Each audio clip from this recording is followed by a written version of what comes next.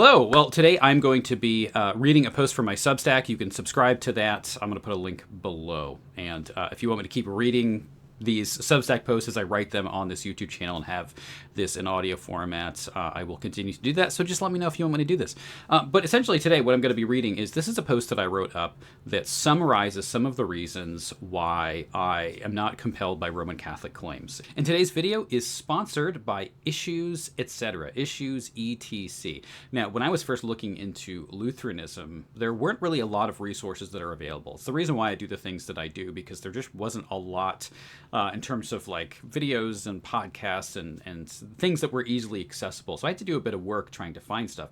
But the one source that I did rely on very significantly, that's been around forever in this world of the internet, at least in terms of finding good theological information about Lutheranism, is Issues, etc. And so Issues, etc. is a podcast, but it was a radio program before podcasts existed.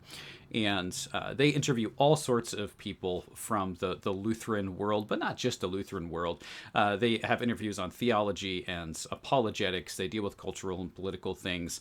I go on there every couple weeks and do all sorts of interviews. And so I'm always very thankful for what Issues, etc. has done and continues to do. They are really one of the reasons why I'm doing the thing that I'm doing, and they were doing it far before I was ever doing it at all. So if you haven't subscribed on whatever your podcast app is, make sure you check it out. Issues, etc. While I retain an interest in ecumenical dialogue and often interact with and recommend Roman Catholic theological sources, I've never had that phase that so many students of theology seem to have of seriously considering joining the Roman Catholic Church. This does not mean that I have not weighed their arguments or found things to admire within the Roman Catholic communion, but I've never found a draw to Rome either with regard to theological conviction or the sense of some kind of pull toward home, as if such a thing existed within that particular ecclesiastical body. There are a number of reasons for this, but the one which stands out above them all is the papacy. It's really with the doctrine of the papacy that the Roman Catholic tradition stands or falls. To be Roman Catholic is to submit to the Pope not merely as the chief among bishops or as the head of the whole church by human right and tradition, but as the divinely appointed sole head of the church, who has received a singular and unique charism arising from his partaking of the office of Saint Peter. To be a Roman Catholic is to confess that the Pope is the vicar of Christ, the chief protector of pure doctrine, the Pontifex Maximus, and the only individual alive who is able to speak infallibly when he proclaims doctrine on behalf of the whole church, ex cathedra. Within these papal claims exist a variety of historical, theological, exegetical, and epistemological propositions. And if any of those is mistaken, the edifice upon which the office stands collapses. For example, if the historical claim that Linus succeeded Peter as the Bishop of Rome is a historical falsehood, or even that Peter himself actually was the head of the church in Rome, then there is no succession and there is no papacy. Or, if any papal statement that meets the criteria of infallibility, and these criteria are nearly impossible to pin down, is doctrinally false, the claims of papal supremacy similarly collapse. In other words, there are numerous propositions on a variety of subjects that one has to affirm in order to affirm the papacy. If any is false, the Roman Catholic system is false.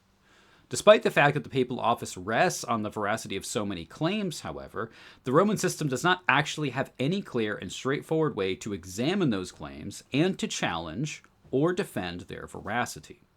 The issue here is the primary reason why I have never been taken by Roman Catholic arguments: their unfalsifiability. Most theological claims, whether dogmatic or historical or philosophical, can be exposited with clear statements with specific points of defense that can be evaluated, defended, or countered. In other words, they are falsifiable. I'll give just a few examples. Justification through faith alone.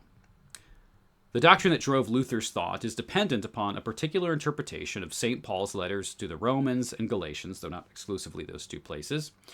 This interpretation contends that when St. Paul contrasts justification with works of the law, he intends not only to remove ceremonial works from one's justification, but also those things which are generally categorized as the moral law, Luther's interpretation also depends upon a particular understanding of the term justification in the context of these epistles, and on the definition of faith that Paul relies on.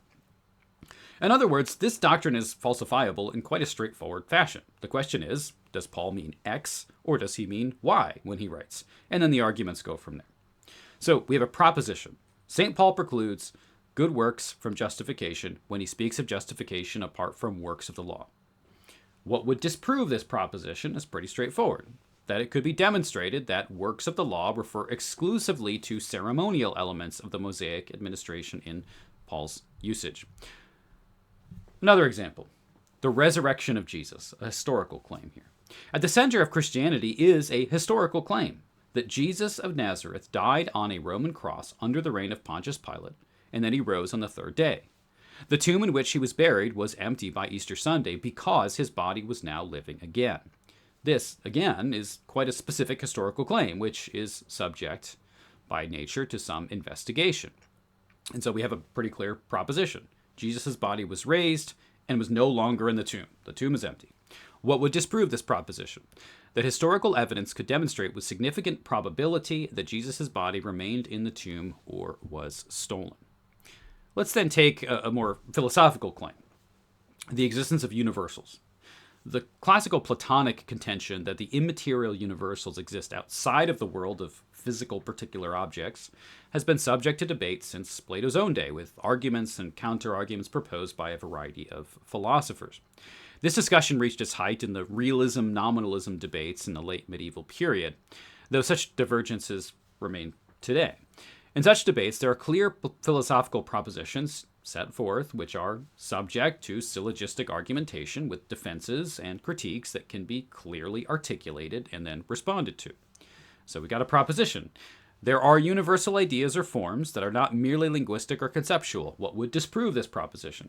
That there are other and more sufficient explanations for the seeming commonality of thoughts and ideas that connect particulars to one another and to human cognition than that of the forms.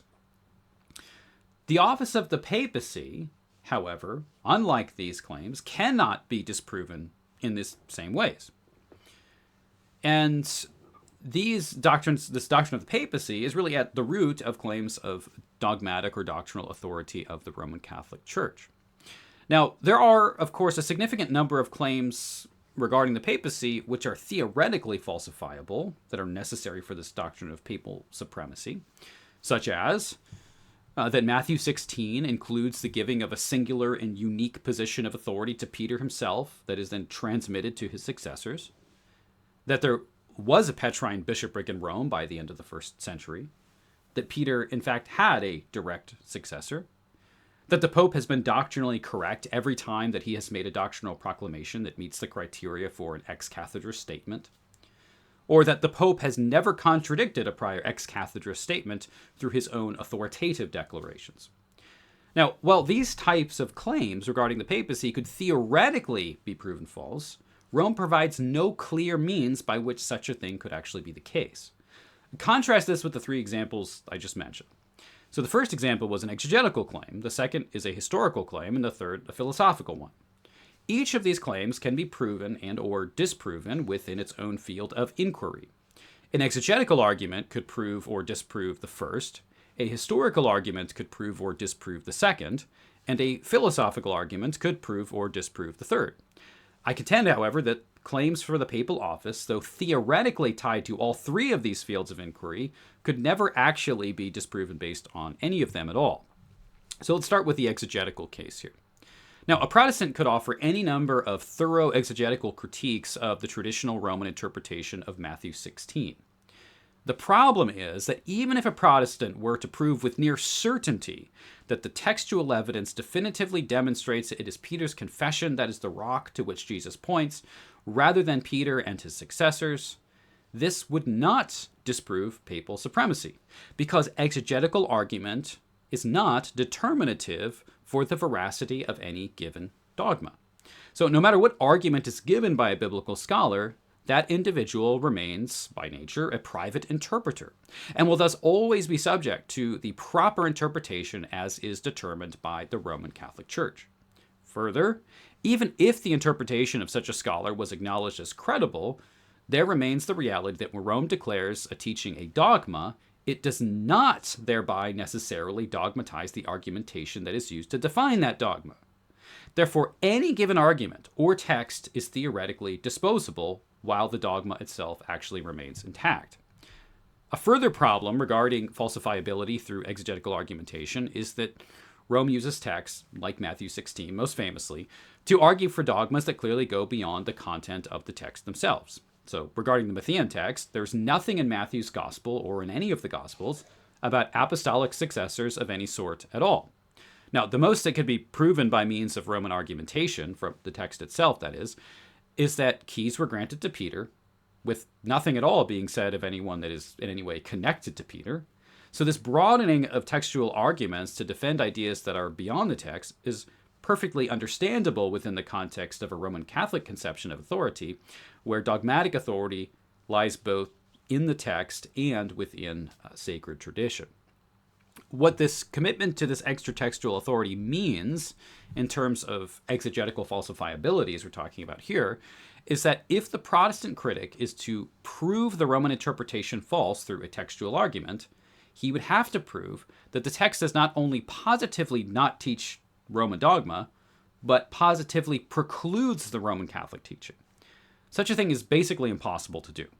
So even if, for example, a Roman Catholic theologian were to acknowledge that Matthew 16:18 is actually an identification of Peter's confession as the rock upon which the church is built, this could easily be incorporated into papal dogma anyway. The claim that Peter's confession is the rock does not also preclude the idea that Peter himself is also the rock. These types of moves could be made with nearly any Protestant interpretation of common verses that are used to defend Roman Catholic dogmas. Historical arguments work much in the same way. Older approaches to dogma in the immediate post-Reformation era, such as in the writings of someone like Robert Bellarmine, tended to make broad claims about universality and dogmatic consensus among the fathers. These claims were subject to falsification at this time, as is evident in the thousands of pages written by Roman Catholic and Lutheran scholastics in the 17th century debating the nature of the historical record regarding a variety of different doctrines.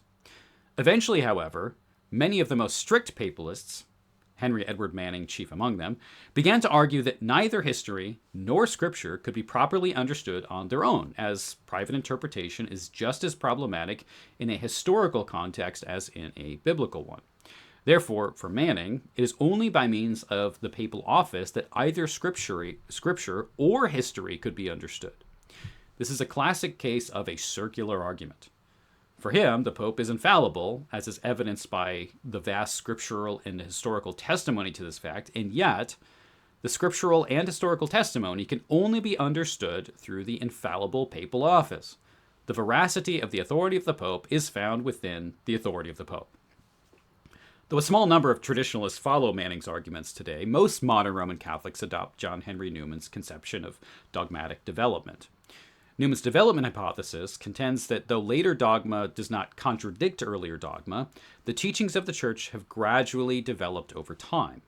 This means that the teachings of the Church in the 19th century are not directly identical with the teachings of the Church in the 2nd or 3rd centuries.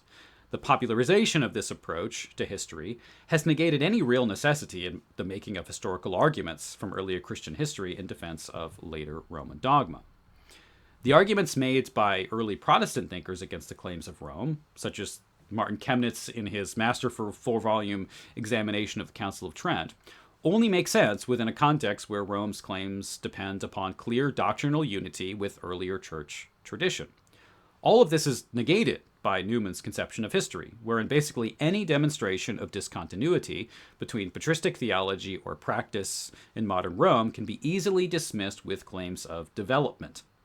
Just about the only historical evidence that could even be theoretically detrimental to Roman Catholic views on papal authority, or any of its dogmas really, is if it was demonstrated that there was no immediate successor to Peter in Rome.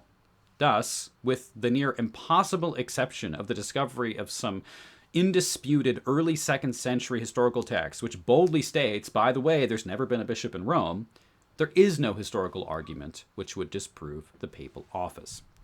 Now, one might contend that even if papal claims could not be disproven through the demonstration of general theological discontinuity, that they could be disproven if one were to demonstrate a contradiction between various ex cathedra statements.